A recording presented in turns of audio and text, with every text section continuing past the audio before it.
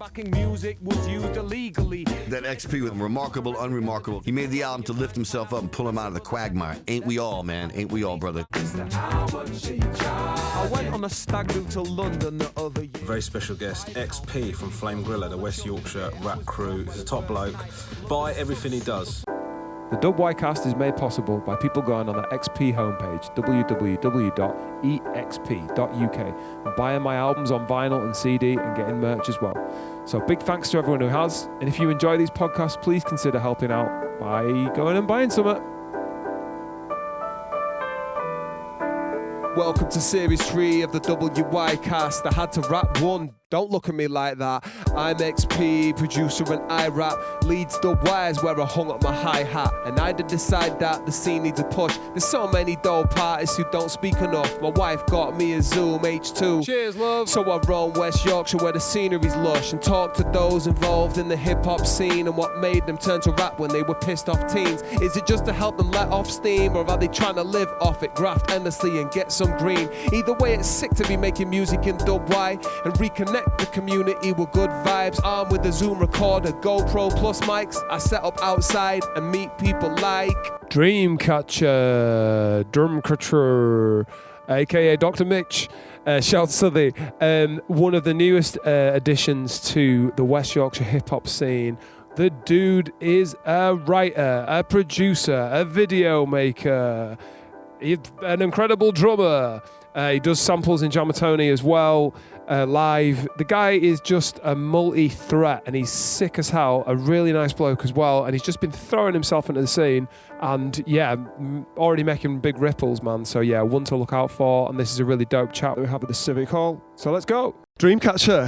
Wagwan. How are you doing, man? Nice to see you, man. Mate, it's really good to see you as well. Good to be on DubWhy, finally. Finally, man. Thanks for joining me in front of Leeds Civic Hall, man. Thought it'd probably be a relatively busy and people might come and interrupt us, but at the same time, like, it's a really iconic spot and kind of important with maybe your transition over. It's funny, man, because like, there's a specific date I know when I met you. Yeah. And it was July the something, I can't remember what. July the something. 2023. It was only last year, bro. Year, yeah. When I'd never heard of you before and I'd rocked up to a Jamatoni gig and you were on the set, you were on the bill, and Chills had put you on. That's right. And I think you've been knocking around Leeds a little bit before then, but like from then on, man, it's just been work. But like, I'm interested to know what got you to the point where you were playing in July. So like, okay. Are we gonna?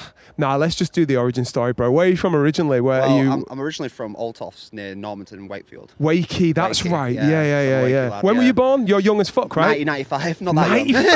Not that young. 10 years younger than me, bro. It'll do. Yeah, So you're still in your 20s, or have you just gone 30? 28, so 28. 29 at the end of this year. 29 end of the year, right. Yeah, fucking hell, amazing stuff. Isn't it crazy? So, 95, growing up in Wakey, Yep. Where does the hip hop come in there, man? So the hip hop, like, for me, it's really interesting because, like, I didn't really get a lot of it at school or anything like that. You know, it was mostly like when I was a kid, like my mum putting on CDs and stuff at home. Like, so she had like Black Eyed Peas, Monkey Business, Ella Funk. So those two were kind of rotation, and then she had shit like ones. Yeah, I mean, I like those ones personally. Like, I'd say the top. Mate, that was their big stuff. That was the start of the fall for Black Eyed Peas. Fair enough. But like, I think there was a very couple of songs on those tracks that I'll never forget. So, okay, yeah, of sick, course. Like, sick. th're very iconic. No, for me. I don't mean to be moody about you fucking upbringing, man. But you know, that was kind of the start. But like, obviously, when I was a kid, like, you know, I didn't have the access until I really had the internet, and I kind of just looked it up myself, and I just thought, you know, I'm just gonna find out about different artists. I like Kanye a lot when I was younger. Like, you know, obviously, Late Registration was the first one I had by him, which was good. Classic. And like, you know, that kind of. I don't know, I just was discovering stuff online, so like, you know, kind of all the classic stuff really that's kind of like early 2000s. Did you have a musical upbringing then? Because I remember I've met your sister as well, who's a musician, and you obviously play drums really well, and you're a great producer. Was there a lot of music going on in the family other than being played, or? Not until me and my sister started playing. No way. Like, so weren't your folks pushing you into it? No. So my mum obviously, like, she has a musical father. So like, does she? So her father used to play in pubs, used to be a pub singer sort of thing. Dope. So yeah. So obviously that kind of missed my mum's generation. She's not a singer at all or anything like that. My dad's sort of musical. He can just pick up something and make it sound good, but nothing like, you know, nothing actually technical. Yeah. But me and my sister, we first started taking lessons like year 7. Sick. So and like, what lessons in? Like, I was the drummer. So that was my main. That still is my main instrument, I guess, to this day. But also, my sister was doing like cornet, and like, you know, then we later picked up other instruments as time went on. So your folks were just totally cool with you making fuck loads of noise then because they're two really Neighbours noisy instruments. Neighbours weren't, but we were all right. And they were just like, yeah, full drum kit, you get cracking, Well, lad. basically, I started off with a flats kit, so like your proper flats, like plastic as kit, but you know. Yeah. And then I got a Mapex Pro M like in my second or third year of high school, which Okay, was good. nice. So that was a nice upgrade. I was at that point I was playing like for the school orchestra. I was doing like church stuff as well because I went to church for a while. Yeah. I was also like, you know, kind of as late as school kind of came on, it was like soul band, orchestra, school production. I was basically the school's go-to drummer for a little while, which is cool. Yeah, So that was nice. Yeah. And then outside of school, did you were you in bands and stuff? There was like a couple of bands like when I was younger, but nothing too crazy until I kind of got to college. Like, Where'd you go to college? Like college, I went to first year I went to Greenhead College in Huddersfield. Okay, so I went nice. there for 1 year. Yeah. And then after that, I dropped out of there because it was just too far to travel every day from Wakefield. Blag, yeah. And then I went back to my college at St Wilfrid's in Featherstone. So Sick. that was all right. And yeah, that was where like I started doing music technology. I did A-level music before then as well. So I was kind of like, you know, I liked A-level music, the performance side, not the theory. Right, yeah. So I kind of got to the point where I was like, all right, let's try music tech. I had a few friends who were in production at the time as well. So there's a dubstep DJ called Odd Prophet. He basically was one of the first guys I knew who was using like FL. So like I kind of was just a share. He was sharing songs with me all the time. I met him online. Yeah. We were just talking over like Skype and stuff. He was just sending me bare tunes, and eventually it got to the point where I was in my music tech course. It came up that I needed to do like a produced track. So I was like, yo, show me how to use FL, and I made my first track on there. FL So, Studio, yeah. back again. I love how many people started out on FL, man. But like before then though, like you know, I was on Cubase at school and stuff, making like really whack tracks on there. It's not that easy. It's not as straightforward to no. make good beats on Cubase, No. really, is it? It's Well, more of a recording in. It's that's fine. the thing, That's yeah. it. Like. And a lot of recording we did as well, like in my music tech course too. So that Yeah. was good. That was a lot of like, you know, kind of skill development in those couple of years, I guess. But to be honest, like I didn't really like do anything like musical for myself, like, you know, until like, you know, uni. But there was a few other bands. So thinking back again, What sort of genre? So rock mostly, to be Damn. fair. Yeah, so I was quite a rock drummer before. So there's a band that I was in like in high school, really dumb name, Ricochet Lightning, I think it was. Like Ricochet something like that. Lightning. But that was like year 8, year 9. I've heard worse band was names than that, terrible. bro. Like, I mean, I remember we were in playing in front of the whole school, and literally like my singer who was playing bass at the same time just doesn't sing. And I've got a mic, so I'm singing and drumming at the same time. Jet. Are you going to be my girl? what the heck is going on? Oh my God. So there's some nutty moments from my drumming there. But then like after that, I wasn't in a band that was in school. I was actually like, it was kind of like people I met through like church and stuff. So we were in a band called, at first it was called Make Him Famous. Very Jesus-y name. I love that. Very yeah. Jesus-y name. Yeah. And then it became The Plan after a while. So The Plan, we released some music as The Plan, I think, but I don't think it actually ever got to streaming or anything like that. Okay, I just did it think get on CD? I Did think you it was just press like, it? yeah, we just done an odd press here and there, but yeah, like that was kind of good because we did like a schools tour in Sheffield, so that was nice. Sick. So we got to go around like loads of different high schools in Sheffield. And this is what you age 17, 18? sort of 17, time? 18, That's yeah. cool, so man. Good going experience. around, like literally I remember I was working a shift at One Stop, and at that point I wasn't even in the band, but they just had the drummer drop out of this schools week tour that was supposed to go on. Yeah. So they called me during my shift at One Stop, can you come on tour with us that night? And literally I just dropped everything, went on drumming tour for a week with You're them the in go-to Sheffield. drummer, man. It was really funny. Occasionally, I'll get a dropout of a drummer around my way, and I'll do exactly the same thing. So you're still the guy on the end of the line going, we need you. And you fill in and it's smash crazy. it for him, man. It's crazy. It still happens 10 years later, yeah. Brute, man, that's crazy. But So, it's been good. so I'm interested in that. So you get the FL Studio off your boy, and you start making some things for your college course. Yeah. Did you get the bug then? Were you like, fucking production's the one? That wasn't the bug because for me, I had a lot of like musical outlet anyway at that point. So like when I was in year 11, like throughout college, I was drumming every week.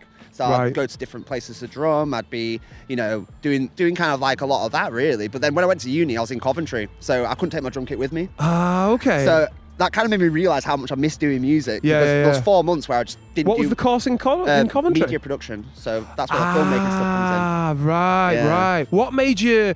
Because you'd done music GCSE, you'd done music A level, you'd done all this drumming, Yep. and then you went, oh, I'll do media. Was it? I suppose it's a common sense decision. Was it like I'll get a job in that? I just or- had many interests at the time, and I was actually running a YouTube channel at the time as well, just doing my own like vlogs and talking to the camera and stuff. Right. Okay. Yeah. So I was doing that, and that seemed to have taken off a tiny bit. Was that getting some good views? I imagine it decent. wasn't I that. had like 3K subscribers like back then, so that was decent. What for happened to all them small- motherfuckers? Yeah, I fell out with my name and I changed it, and then loads of shit happened. And I just, you know. What was your name? It was at the time. It was It's Brandon Orlando, the Okay. channel, but Right. that was actually my name. So Brandon Orlando Murphy is my name. So Ah, that kinda Orlando's worked. your middle name, Yeah. right? So Right. that made okay. sense. Then I changed it to #bomb, which I realised don't work in many contexts. But you know that happened. Some of those videos are still up there. Like, and I don't have any shame in them. But like, you know, for me, that was kind of like, oh, I really like making videos. I really like editing. I really like doing all this stuff. You know, with computers and Interesting. cameras. So for me, like when I started doing college, I had an option to do media Yeah. as a course. So I decided to do media. I made a short film in there Yeah. as well, which was cool. And then eventually, yeah, just transcended to that I wanted to do media as something as a career, and the music was always that thing I'd have. And if Yeah. it ever took off, then great. But you know, it's just kind of like, you know, I didn't want to put my full education into music, knowing that how difficult it is to get up there. You know Well, what I mean? fully, yeah. So- That was the sensible decision was media there rather Yeah. than music. As sad as that is, like, but it was the right decision to make. I imagine. I think for me as well, because before I even did media, I wanted to do like physics and science and stuff. So Damn. I was like studying biology and stuff as well. Like when I was at college. Were you decent in school? I was, Did you get I some was good results in that? very good in school. Were like, you? Yeah. like up until like year 11, yeah. So many people I interview, I assume, are just like GCSE dropout Nah, motherfuckers. man. Like I was getting like A's and B's and that. Like, you know, I was Sick doing guy, well. good man. So Okay. like, you know, I had a really good, like, you know, kind of solid, you know, foundation at home. My mum just bringing me up in the right way, making me do homework. Just had a really good kind of like stable, you know, even though a split family, just very stable kind of like foundations of like what respect and, you know, things are for school and things like that. So yeah, I took school seriously when I was younger, but then when I got to college, like, I don't know, like I think it was just the traveling, the amount of like, you know, effort I actually had to put in, the amount of interest I had. Like, you know, I think because I coasted so much in school. because I yeah, was just, you were just used to chilling. I was used to chilling, and then college just got me. You know, I was like, yeah, oh yeah. shit. That sounds familiar. I got like 4 U's and an E my first year of college, so don't let A's and B's and GCSE dissuade you. You got to Mate. take your shit seriously, kids. Yeah, mate, honestly, I my mean- story is not dissimilar, man. My GCSEs was sick and my A levels not so Yeah, much because, innit? like, I just coasted and kind of got into weed really heavily in sixth form and music, Yeah. and I was just like, none of this shit interests me, but like making music and stuff does. Exactly, so, like, yeah. I guess you're developing your personality at that time, but also at the detriment of potential future stuff. But still, you got into university at Coventry I mean, and you did that's the right, media. yeah. So musically, did music just die at that moment? So feel like what it the didn't fuck? die. It just was like it was something that resided in. Like people who know me like know I love music. So it's weird for me, like even like for that 4-month period when I started uni, just not having any sort of outlet. Did you not? to- Were you not hollering like, all the that's the thing, unions and that? I'd go up and practice my band every now and again, but it got to a point where I couldn't go up to Sheffield every week. No, you know what I mean? fuck that. It's travel and it's expensive, and you know, Not obviously. going on Coventry though, couldn't you jump Yeah. in any bands there, or didn't you? I mean, look that's to? the thing. I didn't know enough people at that point, plus because my course wasn't musical. Like I didn't join a musical society till my second year. I don't think. Right, I joined right. like the acoustic music society or something. Well, maybe that was the end of my first year actually, but yeah. So basically, like for actual like my own music stuff, this is where Dreamcatcher really starts in a way. No way. It's kind of like because I got to a point where I didn't have any drums, didn't want to, you know, not have an outlet anymore. So I was just looking up online and I saw like, you know, Sean Wasabi with his Launchpad stuff and, you know, Right. doing all these different like beats on these like 64 pad machines and stuff like that. And I was like, okay, that looks cool. Yeah. Like, and I just looked up online so I could buy a Launchpad Mini. So I just literally bought that, got Nice. Ableton Lite with it for free, just plugged that in and started making a beat straight away, just having a little go. No way. So this is what's first, second year uni or something? This was when like you're, first year of uni, like midway through. And you're just sat with the launch pad Literally and hit the Ableton Lite. Launchpad in my kitchen with my mate's speaker, just bashing around buttons and just annoying all my flatmates. Amazing. So it was great. Sick as fuck. So what did you do with that then? So were you did you call yourself Dreamcatcher? At that did you point, I produce- called myself Dreamcatcher because I was looking for a word that looked cool without vowels in it. Dreamcatcher, But yep. you know, it at the does. same time, like I don't know, like it kind of represented me at that point. Like I was just chasing the dream, you know what I mean? Just Yep. doing whatever I fancied, I you get know.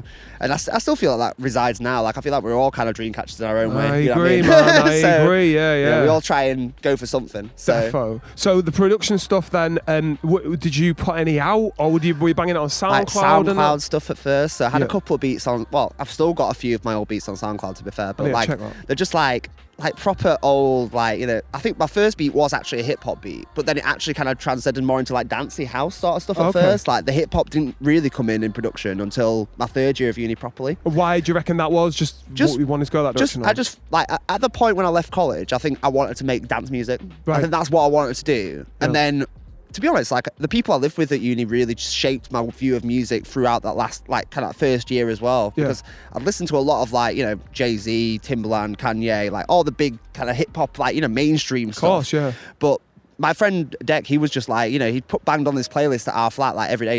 He was dating one of my housemates at the time, and I'm still friends with this guy. He just literally like just threw on this playlist called US hip hop, and literally just like hundreds and hundreds of tracks I'd never heard were just playing, and I was just like. This is sick. All fire. Who's Redman? Who's this guy? Redman? Who's this guy? Yeah, like, yeah. You know, I'm asking these questions Genuinely. that I validly don't know at that point. Yeah. But obviously, like now, some of these people are my favorite artists. Like, Mate, honestly, as a guy born in '85, it is funny meeting people like you, or even Dink Master, who's even younger, just like going, "Oh, you've heard of this guy though?" And they're like, "No." Who was that? I told him about Jess the other day. Really? And it's like, no. oh my god! Innit? But it's great because you're like, "Oh, you don't heard of this," and suddenly change someone's life in a Honestly, moment. Innit? Like, well, I feel like it's a listen, constant education for me right now because I came into hip hop quite late, and even UK hip hop later than US. Fair. So it's like I'm still learning. Like, Yeah, and when I yeah. hear about people talk about people, it's like, oh, this guy in the scene, like, who's that? Who's like, that? you know what I mean? Who's Like, that? who's that? Bro, And I'm still asking questions. I Yeah, feel like yeah. you're still meeting bare people as well. So. I'm meeting people. I met a dude in Halifax called Too Cool Tony, who's going to be on this podcast. Yeah. And honestly, like he was like, "Oh, you've heard of this guy though, right?" And I'm like, "No." And this guy, but then he got worked with that guy, and I'm like, "No, I've not heard. Wild. Stop. I've not heard of any of these." Yeah. Like, but you know, one guy's significant guy isn't. You know, eventually you will hear of Redman because Oh, there's yeah, of enough course. people who Yeah. know about that I mean, guy. I'm and sure it's I'd just how heard many- Dirty before then, but you know, I just didn't know it was Redman. You know what I mean? Like stuff like that. Yeah. You would have heard them, but you just wouldn't know who they are. Yeah. So I had a lot of that. You know what I mean? It's like I'd recognise the voice. Like, oh, I've heard this guy. Who's this? Like, you know what I mean? It's like, oh, it's this guy. So that's blah blah Sick. whatever. And that influence, So- that ended up it kind of influencing the fact that you were wanting to make kind of hip hoppy stuff. Yeah, like, so it was really transitional because like I found that as my friends went on like gap years and stuff, when I just did the 3 years straight through, so I Yeah. didn't do any gap year or Erasmus or anything like that, Yeah, which yeah. at the time was great, and if you had the opportunity to do it, if you did it, amazing. Yeah. But you know, for me, I just did that 3rd year, and I realised all my friends that listened to hip hop, I didn't have anymore.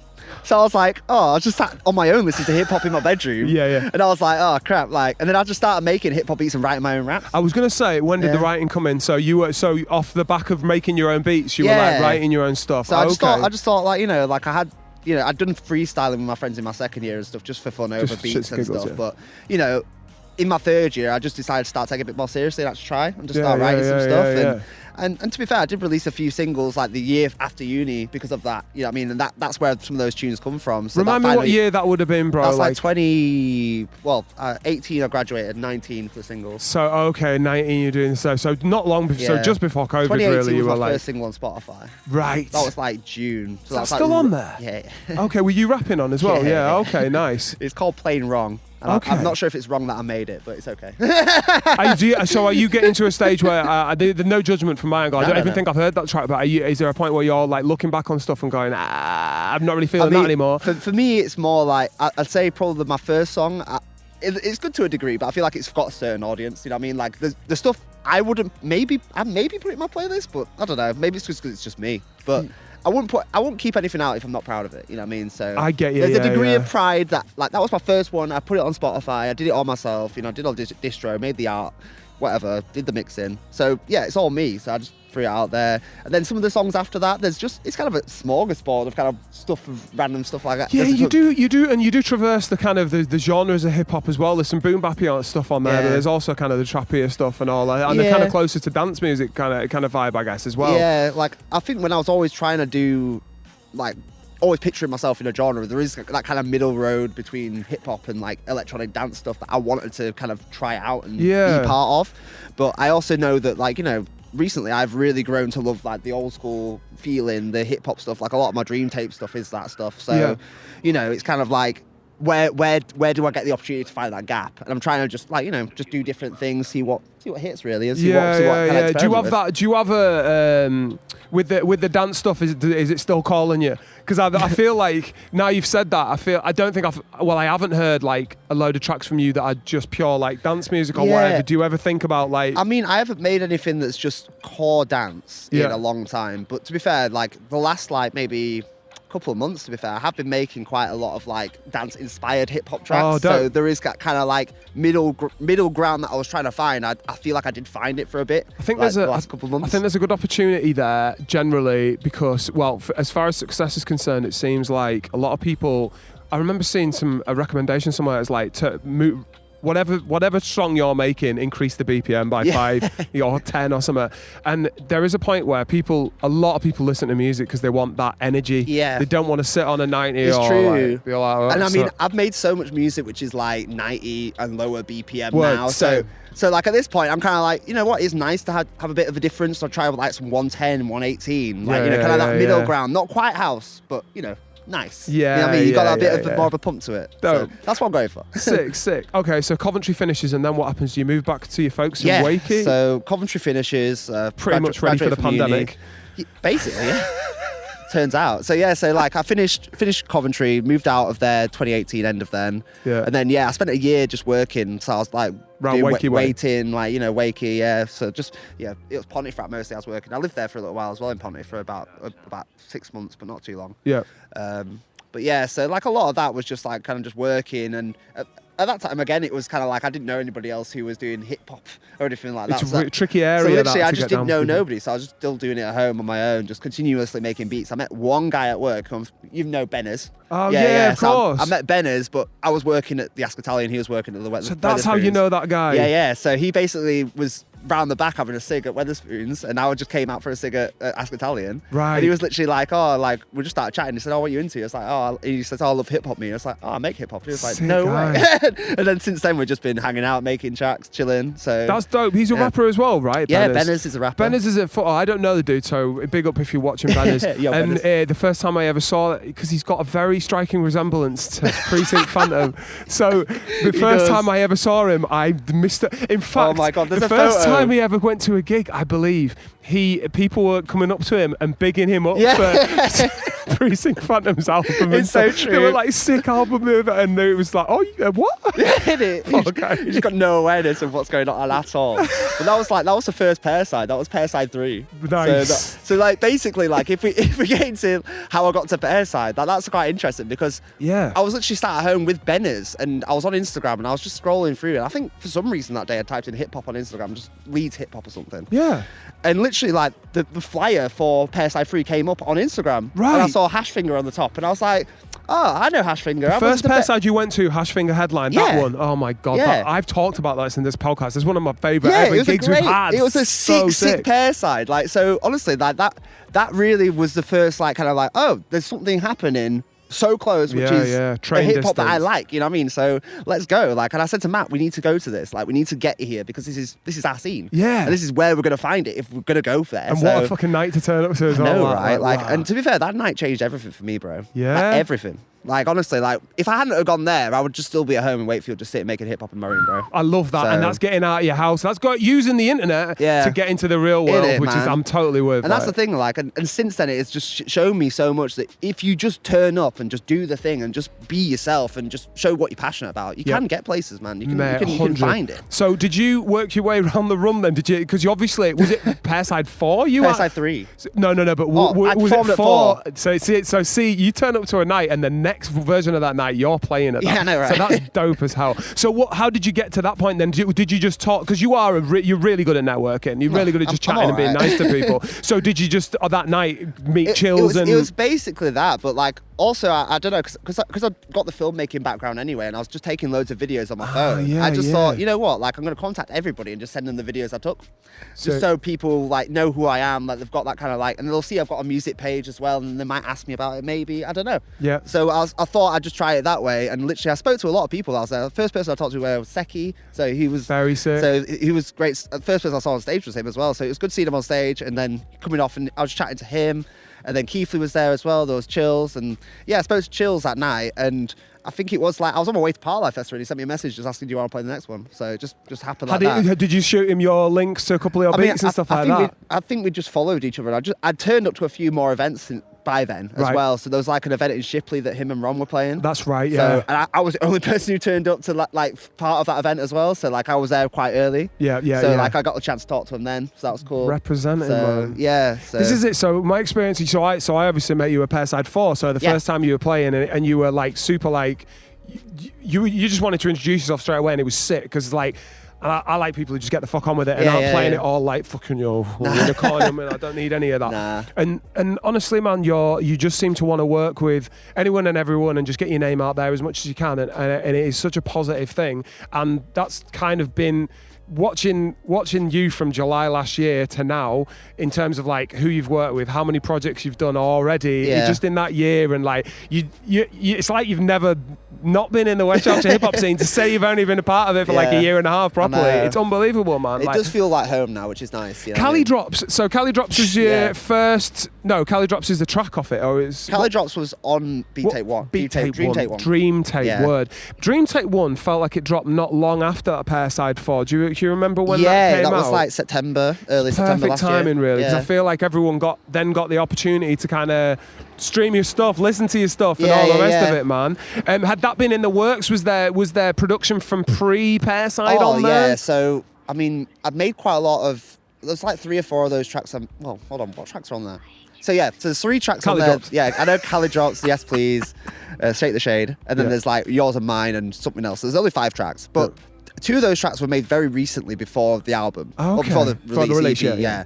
But then the other 3 actually was the first iteration of Dream Tape 1 years ago. Oh, okay. So like I had like a 2020 version of the tape, which just had 3 tracks on it. Oh, okay. So it was just Cali Drops, Yes Please, and Shake the Shade. Okay, sick though. But then, like, you know, I at that point I was going through some stuff. I had like I dealt with like mental health, anxiety, all that kind of thing, and I went through a period where I just didn't release music for a while. But to be fair, there was some stuff going on in between. So like I got on BBC Radio for a little bit, which was cool. That introducing. Yeah, introducing. Yeah, so I put out a track called Know You Better and I Need Your Love, which did really well. But then after that, I just kind of went, what do you do? Like, how do I better myself? How do I make tracks that are better than that? Yeah. And I don't know, I got really in my head about it for just ages, for way too long. So really? Yeah. But like, you know, I was still making beats. I just wasn't releasing anything. I just I didn't get the bug to put anything else out because I was just worried that it wouldn't have that same impact. Is that what? So when you say you were in your head, it was the worrying about the way it landed, the way you were being perceived, or just being good enough? What was it? A combination of all those things, really. Right. So just like kind of like thinking about like, you know,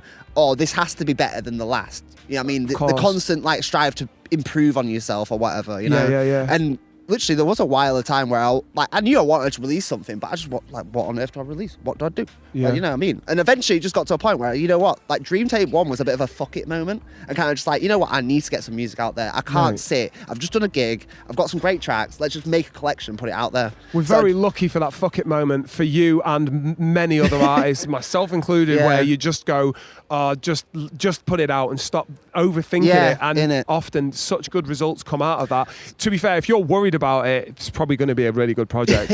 It's when you go arrogantly like, just throw it out there. That's when you're going to be in trouble, I think. Like, and that's the thing. For me, that was like Dream Tape 1. And then Dream Tape 2 was kind of just like, I just want to do a bit more, just add a few more. That was recent, wasn't it? Was that this year? Yeah, that was this year. So that was July. Nice. Yeah, about a year into the whole Leeds saga. But so you got taken into Dreamcatcher, you got taken into Pearcyde pretty quickly. You became resident pretty much straight off the back of that. Yeah, it was after 4.5. So we did the gig up in wait, it snowed where Stelrock played. Yeah, Harrogate. That's it. Yeah. I don't know why I said Heathrow.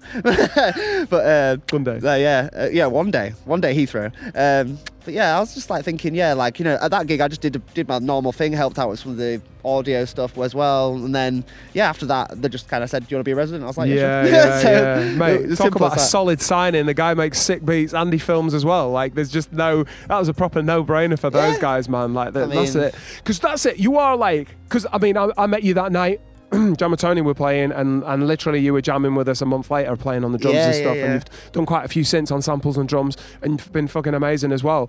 And like, you are like a multi-threat. Because you think your beats are sick, you're a good rapper, you're a fucking good drummer, you're a good filmmaker. It's like, fucking hell. Like, there's so many bits of that, and you're a nice guy, and you've helped put events on and stuff. Like, so it is like, and you're a physical embodiment of kind of what you've got to be to make it work as a musician these days. It feels like you can't just be in one lane with it, especially with hip hop. Like, if you were just an MC, I don't know whether it will It's or tough. just a producer. Like It's hard doing one thing, but like it's also like I think for me, I'm just lucky that I'm interested in so many things. Like you know, the fact that I like doing music, like as a rapper, as a producer, as a musician, and also doing the video stuff and all the editing as well. Like you know, it kind of I don't know, it's just all stuff that comes naturally. And I think like if it comes naturally, then that's right. You know what I mean? So. You kind of alluded to the fact that you put some tracks out before all the moving to Leeds and stuff, and that they did well. When you say they did well, what is your opinion of like a track doing well? See, my definition varies massively, doesn't it? Back then was different to what it is now. Like those tracks, I don't view them as like, you know,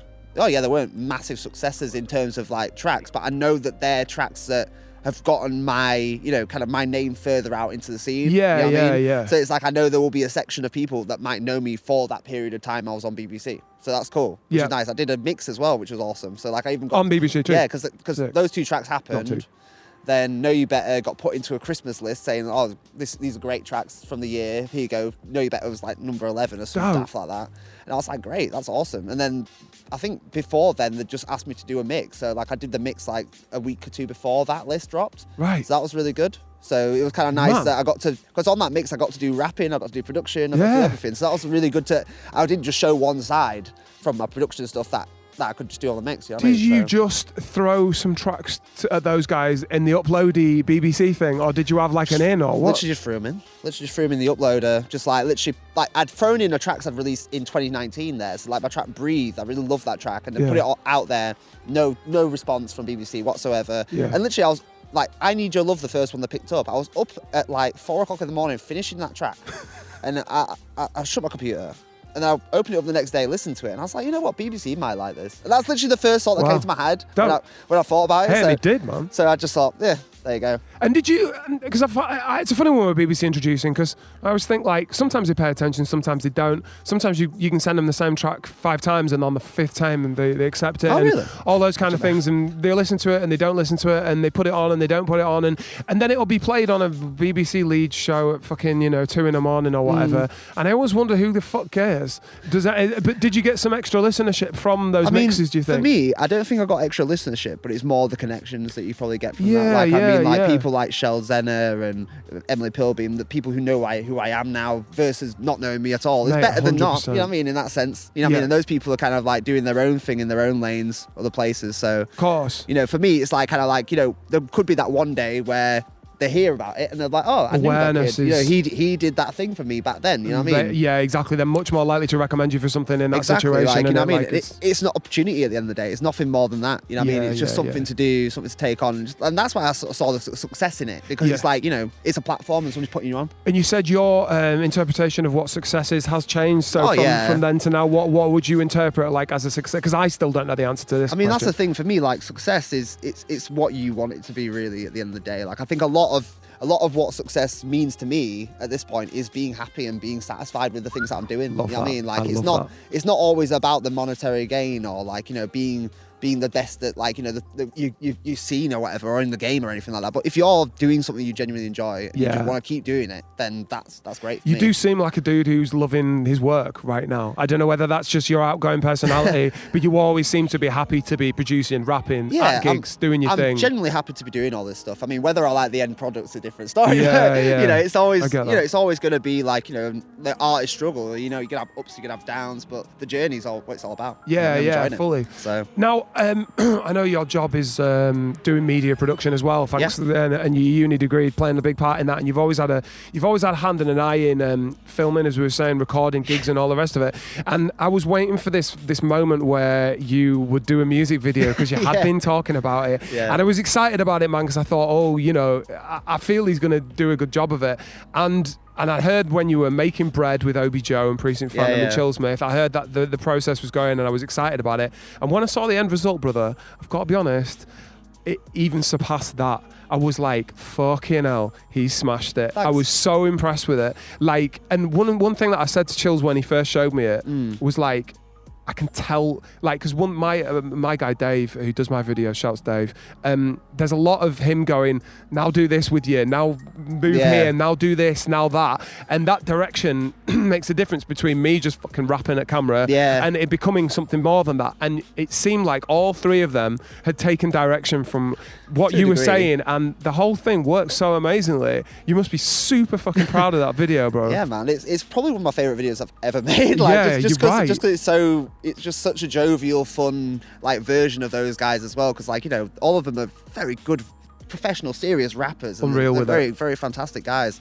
And Chill's production is amazing. So it's great seeing them all just having fun. Just doing mad stuff. Getting Chills and Obi-Joe to fuck about on camera, no problem at all. Precinct Phantom, I don't know how you got that level of. I mean, he's obviously loves cracking a joke and stuff. He got into it. He did a good job. He really threw himself at it. Yeah, he did throw himself at it. Like, I mean, obviously, because we did the first shoot where we had all the bread out on the table, and obviously, like, you know, during that shoot, we were just going mad. Just like, I just tell him, go mad. Just do that. You know, for one shot. Do you know what? Like, it didn't just, because that could have just been chaos and nonsense, but actually it seemed like they were set up. He's doing this now, he's doing that now. Yeah, and, we twitched around a lot. We made sure that there was kind of like different moments for people to shine, and I had a lot of footage to go through as well. So, had you ever really done out like that before, where you'd filmed like multiple people and had to like not in a come music up with video a start, setting, end, and not quite like that. So are your services now readily available for DubWhy? Because dude, other people need to get on that shit, man. That's it, man. Not to take anything away from some great filmmakers in DubWhy. There's so many good filmmakers in the scene. Definitely. But, you know, if you are looking for something that's like the bread video, hit me up, man. Like, I'm available. Do you know what I'd love you to do? It's not going to happen. I'd love you to do the Oliver Reese and Bruce Leeds version of bread. So you can do the bread double. Bread. and how much would that stretch your brain to, like, how am I going to come up with a different concept of like just being mental with bread? What would be funny is, I think, if there was like a trans-dimensional portal at the end, and then the bread from one planet came through to another bread planet. That's already good. I've already got We're brainstorming people. That's sick as hell, man. You're young as fuck, and you're on TikTok. And I've definitely followed you through with the Jamatoni TikTok, but I never go on. Yeah. Because I just can't. I'm too old for TikTok.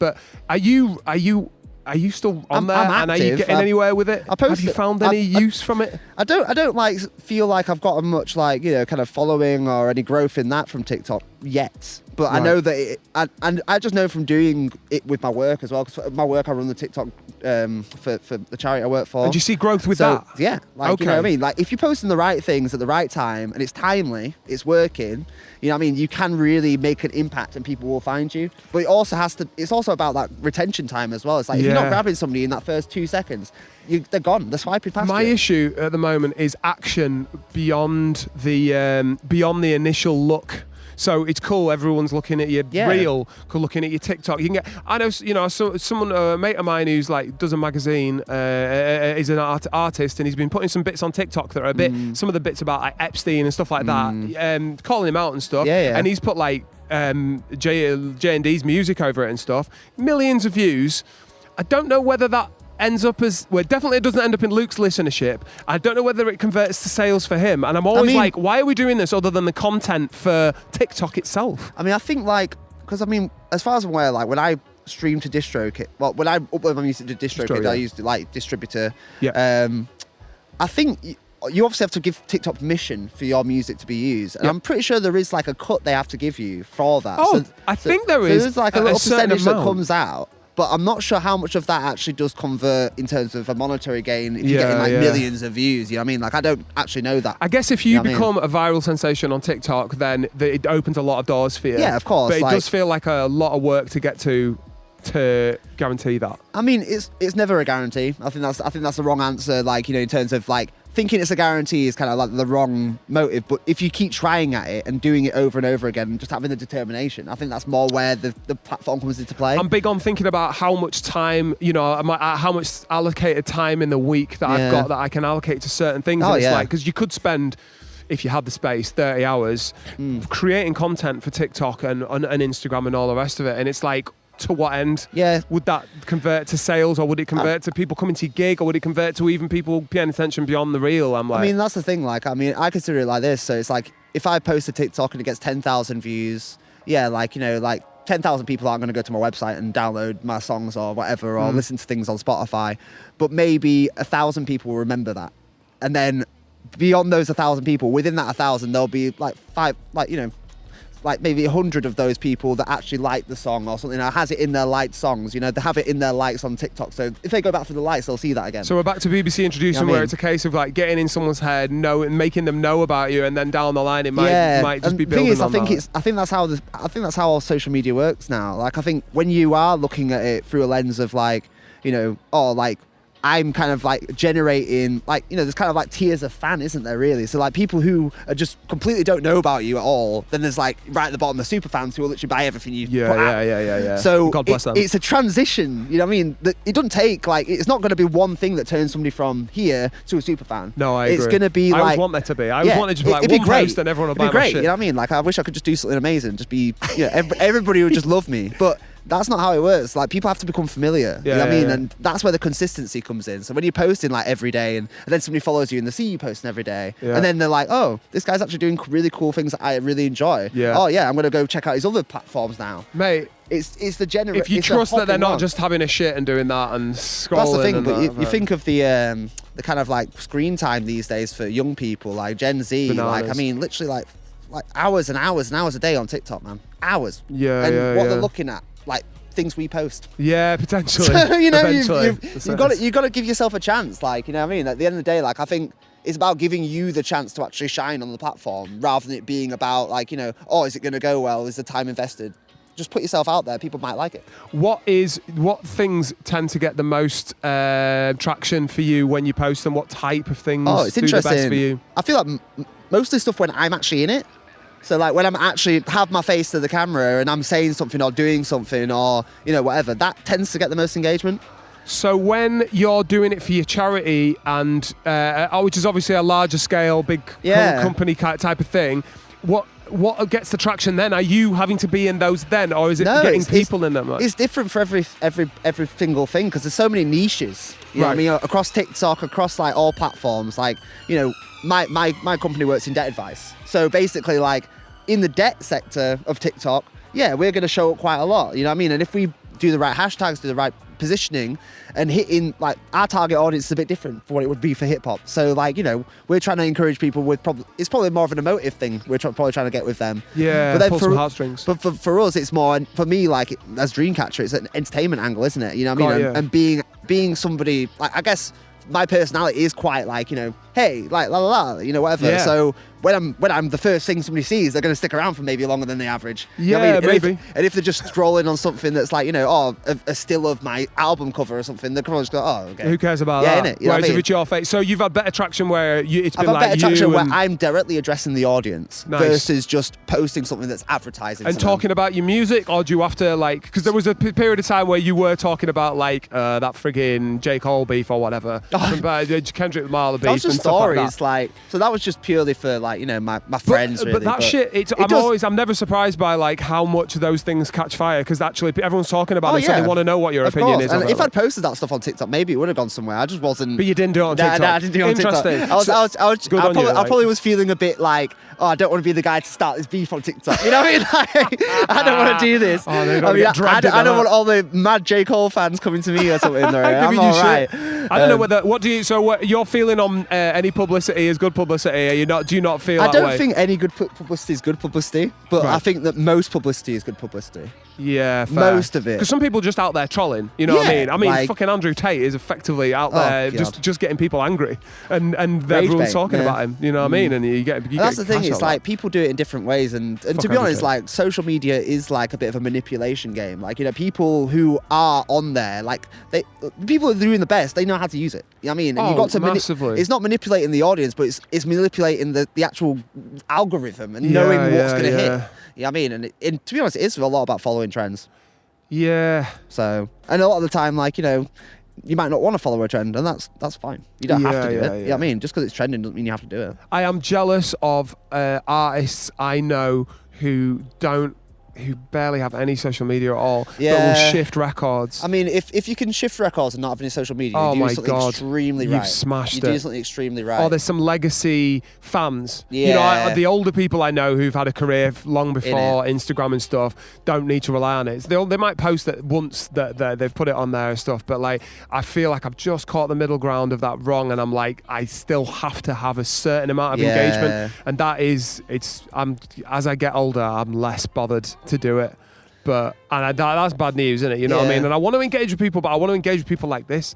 I want to be in person with them, but that ain't always possible, and who's got the time? It's so tough. like it is tough. I mean, but it's nice to see someone of your age fucking using it and doing their best with it. Yeah, it's just learning the ins and outs, to be honest, though. Like, I'd say, like, you know, there's kind of like a point where you'll go in and you'll be like, oh, I'll just post here and there, whatever. And then, like, I don't know, I feel like it is about that consistency. You know what I mean? When you get to that point where you are like, okay, I've got a routine, I'll batch make content, say on a Sunday for 2 hours, then I'll bang it all out. That's what you need to be doing. Batch making really. content is so underrated. It's what you should be doing. I did it though. for this series, and I've just got them all there. And before I was like, shit, I need to chop this down. It's Tuesday, I need to chop this one. And I just did it all over a couple of days, and it's been glorious. Yeah, honestly, like, but I mean, you feel like a dickhead on a Sunday when you've done like 5 hours of just shifting a load of files out for something you're going to put in December. Yeah. That's when I'm like, I've wasted the day. But I haven't when I'm sat in December going, chilling. that's the like, thing. Yeah, exactly. You know what I mean? It's a nice feeling. And I've been wanting to do that for a while, but I just need to get my setup right at home to do it as well. Do a lot of batch content for TikTok and Reels and stuff like that. Because I've got so many beats that would just look good. Me playing on my 404 and just watch me Mate, do it. You know fully, what I mean? It's just yeah, easy. yeah. You know what I mean? That's You've got to it, think of easy content like that people are just going to engage with. Like, totally. and that's Not too long as well. No, like, nothing too crazy. You don't even have to have that much effort. No. You know what I mean? Really, 20 to 30 seconds, any more than that, it's a piss take. Like, Yeah, no I one's mean, gonna sit and watch unless that you're mess. watching something that's really, really informative or something exciting or a story, then no. You know. Yeah, it's fair enough, man. Dream Tape 2, remind me when that came out. Like July? July, Like, beginning of July. year on from Pearcyde. Yeah, a year on, Pearcyde 4, sick. How was the reception compared to 1? That must have grown.